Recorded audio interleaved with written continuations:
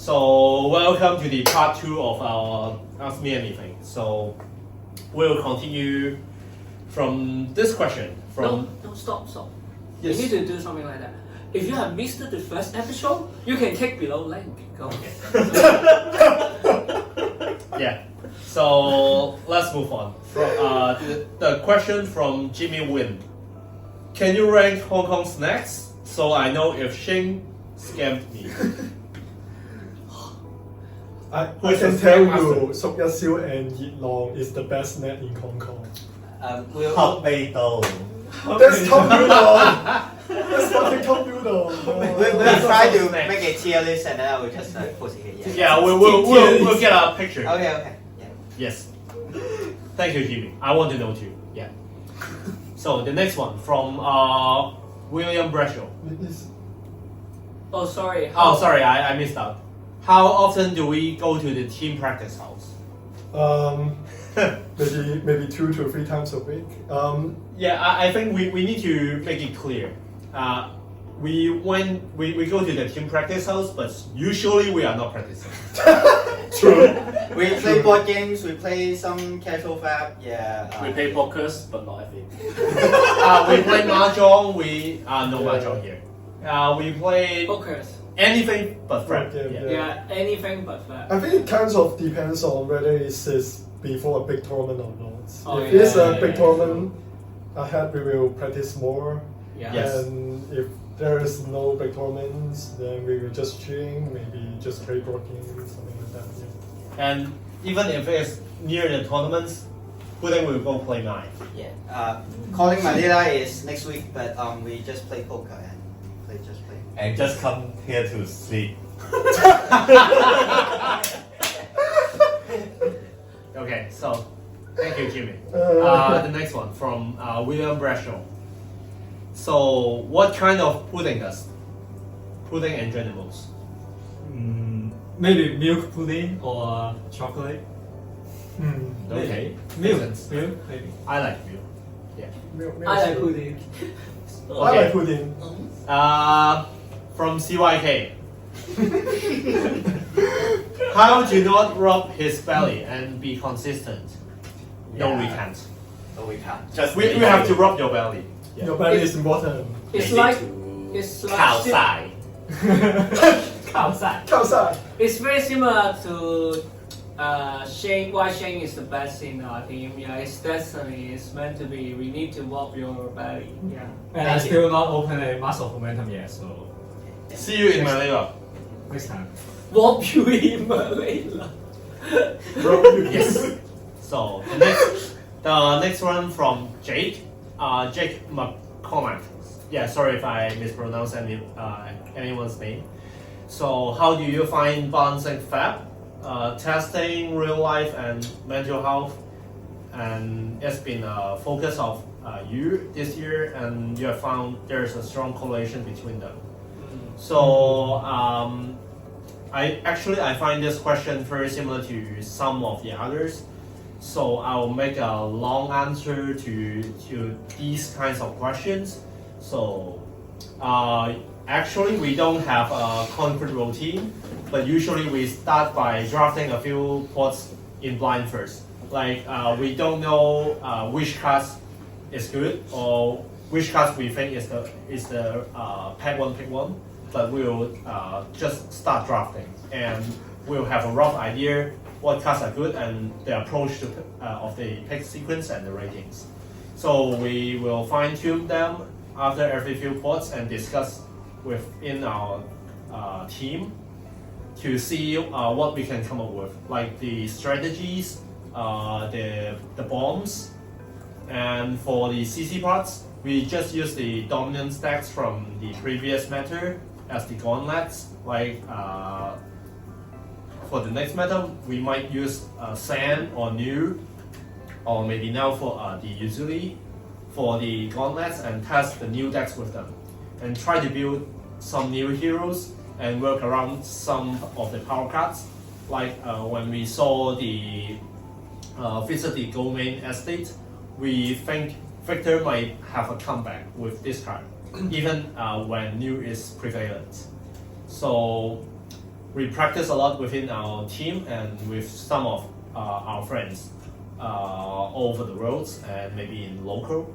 So we don't have very strict rules like how much time we should spend on which area or which decks we should be playing.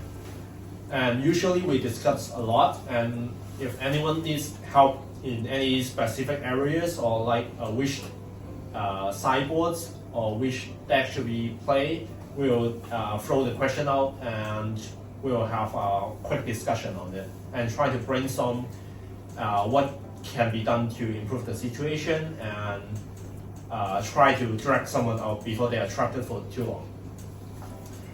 And we have quite a big difference in the time availability because some of us, like Kaiser, me, and Wen have a full-time jobs, and some of us have families, have pets, and for those of us, we try to squeeze every second we can to practice before the big tournaments. Like when we are traveling on transports, on bus, or maybe lunch breaks, and we play Talishers during these times. And for me, I try to join the callings with late night flights on Friday and just return home on Sunday nights or just directly go to work on Mondays.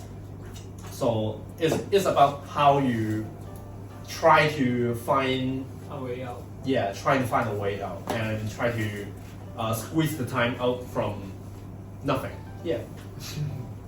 So for others that are more flexible in time, they might be practicing more or try some more decks, and we still enjoy the time we play together. And I think the most important thing is to stay passionate about the game.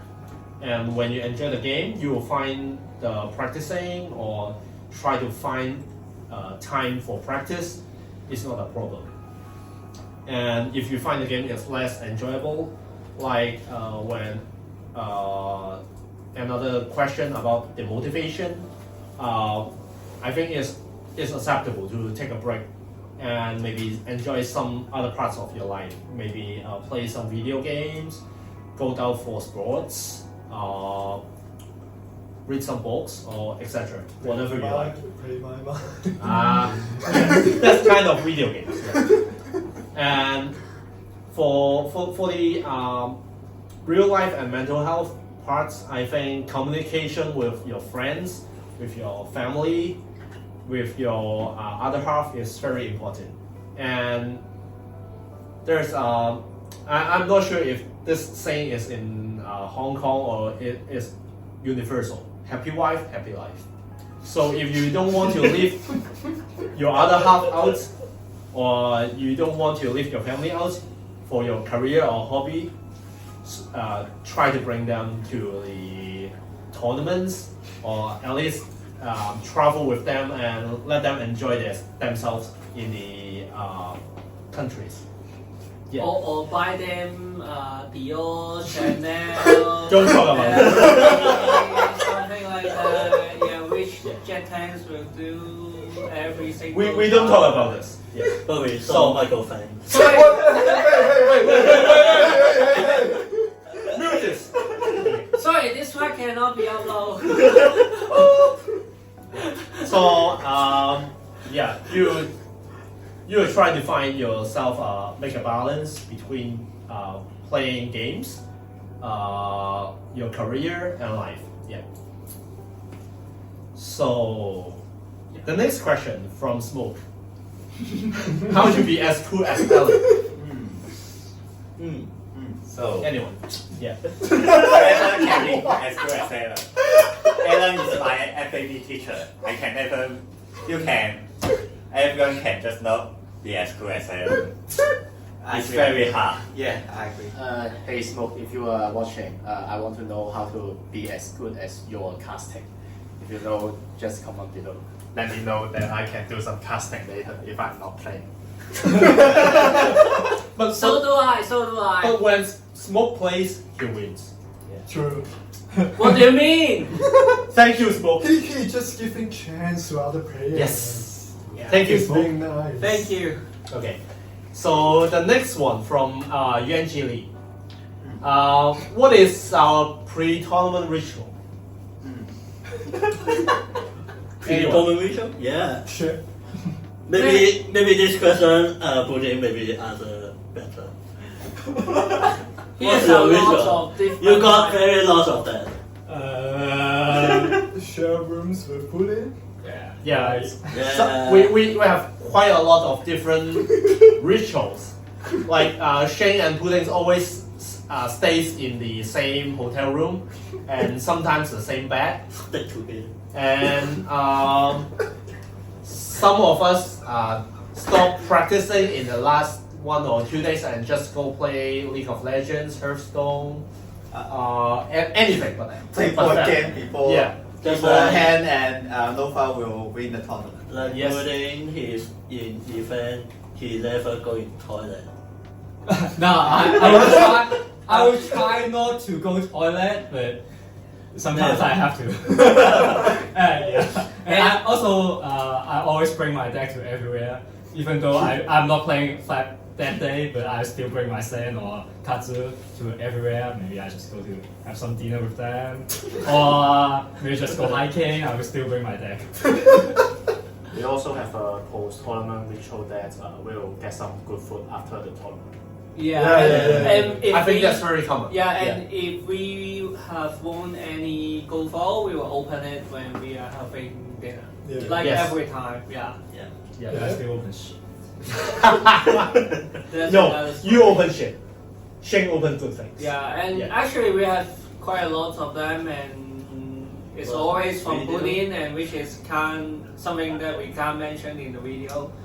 So, yeah. And also last year before Worlds, we stopped playing League of Legends like for a month. Oh yeah. And the day before our flight, we play until we win. So it's like it's like it can bring good luck to us because we win before we fly. Something like that. Yeah. And also, from day back, he will start to worry about everything. Yeah. Like, oh no, I don't have tackle force and cyber. No. Oh, I never played with Arachne. I never played 100 games against Taco Fusen. I'm so doomed. No. Why is that outside? Like, yeah, every time, yeah. Yeah. So we very get used to it, yeah. Okay. So the next one from FLClack. Where do you find edges in this high variance metagame? Okay. So first, we can use the compare deck function from February, because most of us are not a very good deck builders. So compare that's which cards does the pros use, makes your deck much smoother. So avoiding playing shit card in your deck is the first step. And then after making a better construct deck, it's more important to maintain a positive mindset, because you say in a high variance meta there's nothing you can do, such as sand mirrors, and maintain a positive mindset is very important because you can't control everything, and you need to let it off when it comes to next round. If you want to know what you playing won, then just rewind it after the tournament. Don't do it during the tournament. And then that's why I think the reason why I think positive mindset is so important is because like Sheng and Pudding, they are 5-2 in the day one in the Pro Tours, but they managed to win out to get to the top 8. So I think they get a lot of pressure during the tournament, but they managed to make it. And lastly, I think it's very important to play slow, but not slower, is because I saw many good players miss their triggers and lose their goal points. So I think it's very important to keep managing to not miss every triggers, so they can win more games. Okay, the next one from TMarley. Sorry if I mispronounced your name.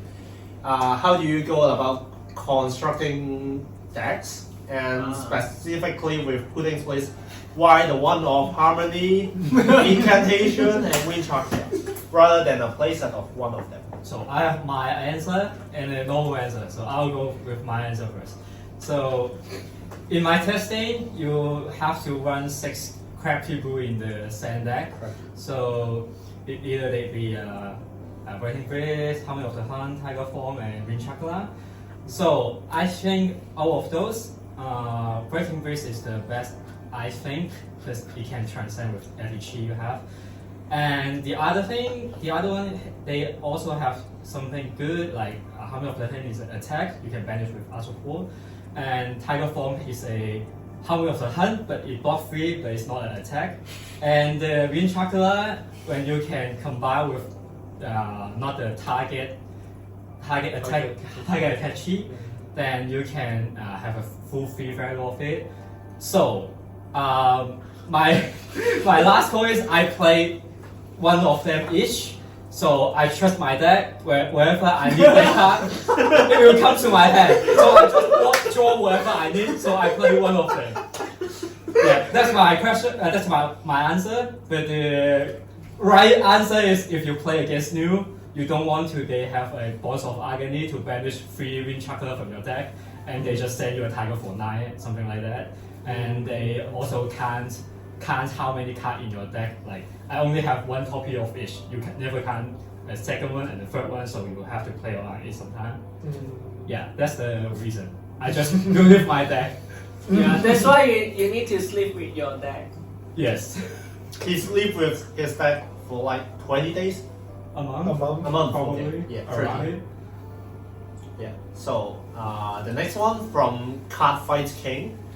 What do you do as a team to prepare everyone on their respective decks for major tournaments? Like, for what are your practice sections like, and how do you develop plans for each player to attack the perceived meta?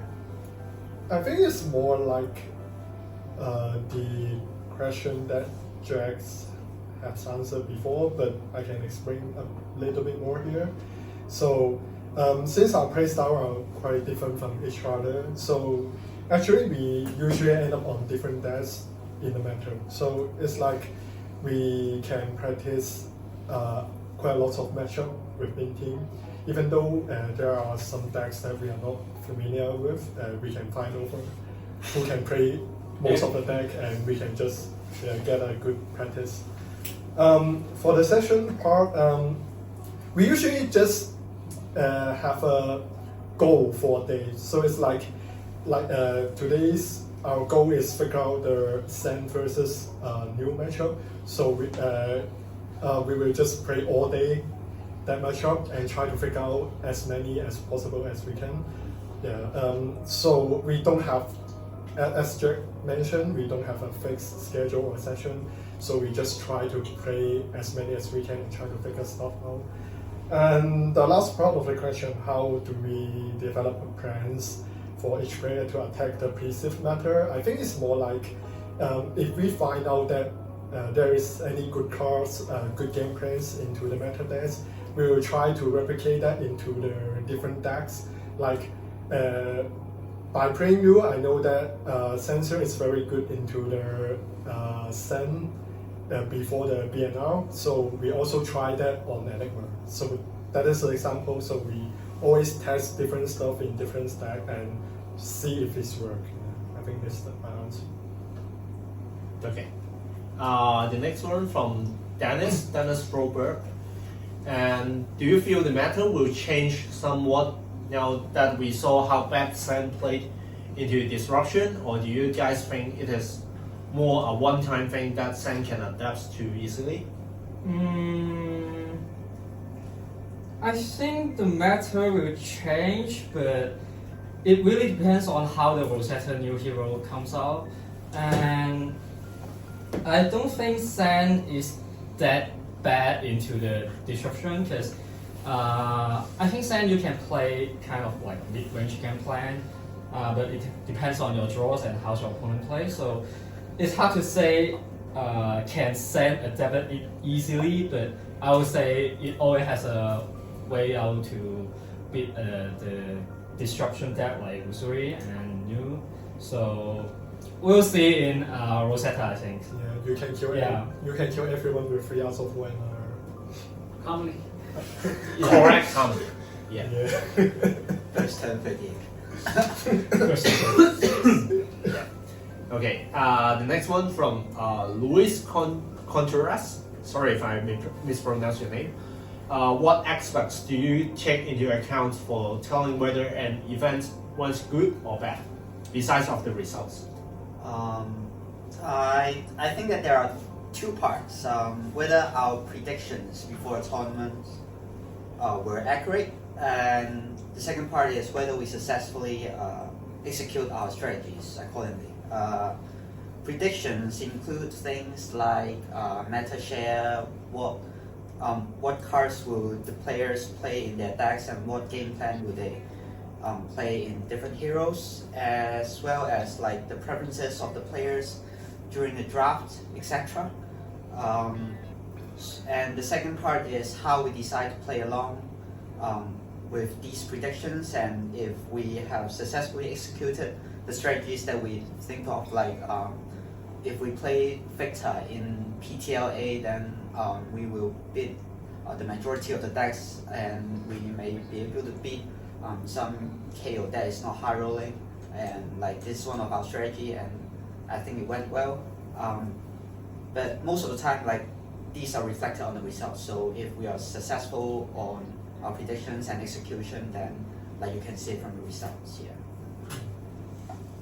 Okay. So the next one from Goldie, I believe is Golden Code. I don't know. Yeah. Okay. Mine. Yeah. Who is the best Taiwan FAB player?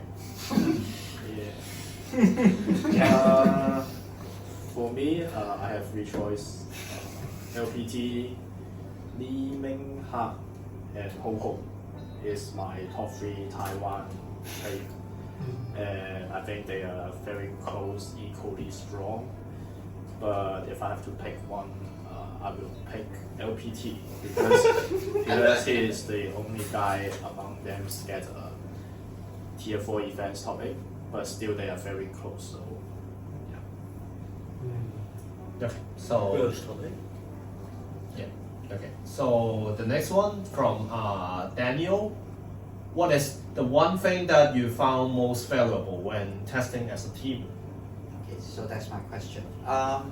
If we are solely talking about the testing's efficiency, then I would think it will be about our ongoing brainstorming and discussions around the new cards and the evolving meta. And it's also important that every one of us is sharing our thoughts freely within the team and not keeping things behind. And but after all, I think that the most valuable aspect is that is the enjoyment that I have during the playtesting. It always feels more like hanging out with friends and playing with friends instead of attending some boring training sessions. So I guess playing FAB is fun, but playing FAB with friends is like more fun. Just don't feel exhausting. Just have fun and like keep motivated. Okay. The next one from Ryan. Yeah. Are we all going to calling Manila? Who is not going? only this guy not going. Other of us will go. I will go. I will be there. Yeah, so we will be there, and if you see us, you can say hi to us. Yeah, I will be giving some free ELO over there. Yeah. We are the ELO ATMs. Yes. Go find him. Go find him. Yes. The next one from Christopher. If you got to choose 3 other teams to compete with Blue Peach at Team Worlds event, who would you choose? I'll say there are a lot of good teams around the world. So it's just so hard for me to actually pick 3 out of them. But since it is a Worlds event, I guess I would just pick teams from different regions. I'll try. So the first team I pick will be Team Poland, a really big team in Europe and got good tournament result with them also. The second team I will choose is Team Runaway, also a very representative for USA. And the third team I will choose is Team Choke Waffle, which is our friends Yukisley and Ian team. Yeah, I think they're also a really good team. Yeah, I will be really looking forward to play against them. Yeah. Alright, the next one, Crank and Bank. As a team, how do we arrange and establish efficient play setting in terms of time management and discipline? So I think, yeah, I've answered this question with another one, like do we have a testings, routine or schedule approach? Yeah, like what I said before, we don't have very strict rules, like how many times we spend each week or each month or each matter for playing together. So we usually just try to give the best we can. Yeah, I think I try to give one more point. For people who need to have their own life, more focus on, maybe they have a full-time job like me and Jack and Ren, I think it's better to pay more is, yeah, sure, definitely one of the things, but it's not enough. You need to be prepared before you go to practice and try to play some very valuable games more than just picking the cards, try to pay the card out without thinking anything or without reviewing after your matches. It's better to play more valuable games, or I think I will say it's useful or quality games more than just playing flat. It's quite different. It's totally 2 different ideas. Yeah. When you have less time, you need to manage to do it. You need to prepare before you go to practice, and then you give what you can and what you have thought on. Yeah. Play smarter. Yes. I can do it. Okay, next one from Binary Road. Yeah, congratulations on our amazing run. Thank you. He have a question about FLClack in Sand. Do you side it out? Do you side it in against Assassin, or in other matchup? Would you cut CNC for FLClack or keep both CNC and FLClack? Seems good into Assassin. And cut E-Strike or Core Red seems wrong as well. Like, how do you sideboards? Yeah. So, my FLClack usually will side out with the spinning wheel cake and CNC, but for assassin, I will keep the CNC and I will side out one spinning wheel cake. And because for new, you have to side out your level of enactment and the oricon, so you will side out 4 blue cards, and I will side in the snack. So there's 1 card left. So that is the place that I put the FLClack in. And personally, in the Futura, I only play 2 FLClack into Assassin because I don't want to have the third one, so they never can my third one, third FLClack. So they will search my deck, search my graveyard, search my Rexon, and they can never find out the third FLClack in my deck. So that's my strategy. And so yes, I will side out 1 spinning wheel cake, and the oricon is for the FLClack, so I only play 2. Actually, the answer Pudding gave should be a paid content. So try to subscribe his Patreon, yeah, to support him to travel around. Yeah. Okay, so the next one from Boosting Spandog. Can you explain why the other Sen was playing Rexon? I'm not the one who played, but Rexon is really good to play against new because they have the arm piece to +1. So they are with no weaknesses coming for 4 and they're already threatening the arms to +1. And Rexon can block for 5, so preventing to get the arsenal destroyed and everything. So it's just a for new side one. Yeah. It's really good into new. I play against a Sen that plays Rexon also, so I feel like Rexon sometimes work even better because you can easily play around cards like Guns of Agony and Different Witness. So I think that's pretty good inclusion, but only for new. Yeah, only for new. Okay. The next one from Andrew. Do we have a set testing routine, schedule, or approach? No. Like we answered before? No, we don't have. And yeah, we try to, like, if you are free, we practice together. Yeah. Okay, the next one from Connor. Why is Dust Play the coolest card? Yeah, it is because this is the only card get banned before we can play it. But in my opinion, the spade can be unbanned now because more mongers keep track of this card. Or I think Woodbane is a strong tools to against the fatigue that I can see coming from the Rosetta. So I would be very glad we can have Dust Play back because I have 3 copies of Code Foil. I think Connor has like 30 or more copies. 30 pages. If anyone hasn't signed Connor's Dust Play, go find him. He will be in Osaka, I think. Okay, next one from AngShuang. How do you guys keep getting better at the game? Oh.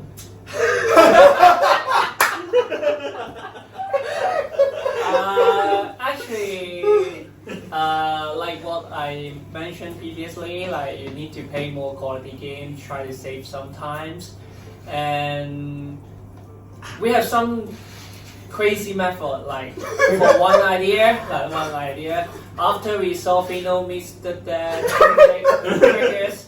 No offense. We realized that missing some triggers are very Detrimental. detrimental. And Yeah. So destructive. that we invented a method. Yeah. We used to have a common bank, Yeah. like a bottle or something. If we miss a trigger on Tunic, we put $5 in. Yeah. Hong Kong dollars. Yeah. Actually. But actually, this one doesn't help because everyone doesn't care about their little money, and so that we make it more harder. The Asian method. Yeah, Asian method. Asian Yeah. method. That's why we are getting better and better every time, and we never miss Tunic. And our draft. Maybe. Disclaimer: you should not use this method. Yes, Yeah, this is not correct. Not yeah. recommended. Not recommended. Not recommended. Yeah. Okay, the next one from Thomas Prayer. Do you think the APRAC Pro Tour will be next year in Hong Kong? If not, where do you think it will be? Nah, no Hong Kong. I Too hope expensive. it will be Hong Kong, but I don't think so because it's very hard to find a place to hold the events, like calling events. So I think the next year APAC Pro Tour maybe will go back to Singapore, maybe. Yeah. Or Taiwan. Yeah, Or Japan. Or maybe Oh, Japan. or Okay. maybe Korea. Oh, Maybe. Korea, yeah. The new Yeah. scene is, yeah. For anyone who doesn't know, Korea Nationals is in next month, Oh. September. Yeah. Oh, LSS will thank you for your advertising. Subscribe it. Yeah. The next one from Andy Potolo. how do you keep your teammates or yourself feeling positive and motivated during a loss? I think this question is quite similar with Jack. In our team, we got I think we got 7 optimistic person. The only one is not. So I'm not. It's not easy to say, but if we lose some games, we just say fine and we maybe go to play other games or video games, something like that. So yeah. My We suggestion is to not lose. Yeah, maybe. Yeah, but yeah. But actually, sometimes even Davis win the game, he's still depressed. So He'll be like, oh, I do a mistake there, but I win. oh, I just won by luck. It's nothing to do with me. He's like crying and talking to us, and how's the game goes? I won. So, do you win or lose? I won. Okay. Okay. It's Shane, it's not me. Both of you. Yes.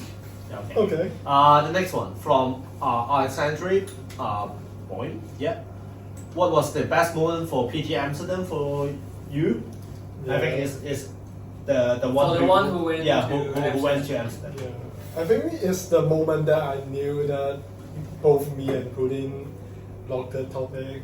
We are so happy, really hot, and we are so happy that we can do it again together. Yeah, it's amazing. Same. Easy. Same. Same. Even though I'm just the one who watching the live stream. Yes, me too. Yeah. So the next one from Frank IO. Is there any hope for Katsu? No. Go last LSS, and I hope I can play it too. So Maybe there's maybe a good Hashtag Katsu. They said there's free a bonds. concept. Hashtag free bond for Sen. Katsu, sorry, not Sen. Maybe there is a good specialization card in the expansion slot in Rosetta. if they play something like Codex level, then maybe Codex of Codex of what, Katsu. Shinobi or something like that. Katsu. Boss of Ancestry Katsu specialization. Okay. Yeah. Actually, I have an idea for you, LSS. You just print a card which Nope. has combos. No, the Stop. cards. Stop. It's paid content. The cards designed for Okay. the cards designed by Kelvin Long. Yeah, print that. Oh, that one is too strong. Yeah, just print someone which can combo with every Just make it legendary. No, it just was- make it Katsu Spec, specialization. not legendary spec. Yeah, spec. Yeah. Yeah. More strong Katsu spec than Katsu will have. Okay. So the next one from Adrian Marin. Usaki. Hidden video gems that we guys would recommend. Like most of us like to play roguelike games like or some other popular games like Slay the Spires, For the Kings, Wild Frost, League of Legends, Hearthstone, and the Soul-like games. And for myself, I like Sekiro and some strategic games like Heroes of Might and Magic. But my to be played list in my Steam library is still growing indefinitely. So like, yeah, if I don't play Fat, maybe I have more time on it. Yeah. Now you know why Jet loves to play the hero that just blocking because he want to be beaten. To be more Just accurate, dodge. these are not hidden gems. Like these are quite famous, but like Yeah. that's the best we can do. Yeah. Yeah. Yeah. Is that all? Yeah, I think that's all. Yeah. So thanks everyone's time for the videos and for your support and for asking the questions and keep an eye on us. Yeah. Yeah. So we'll be in Manila and in Osaka. So if you see us in these events, come say hi or give us a thumbs up, anything. Yeah, or I can teach you one Cantonese. When you meet Shane, you can tell him 你就最勁啦，最勁係你啦，最勁係你啦，最勁係你啦，唔夠你打啦， To be 唔夠你打啦 exact，最勁係你啦。 Yeah, 最勁係你啦。 which means you are the best. Yes, that means a lot to him. Yeah, you can only say it to Shane. Yeah, not not to others. anyone else. No. Yeah. Okay, thank you guys. See you. Bye. Bye bye.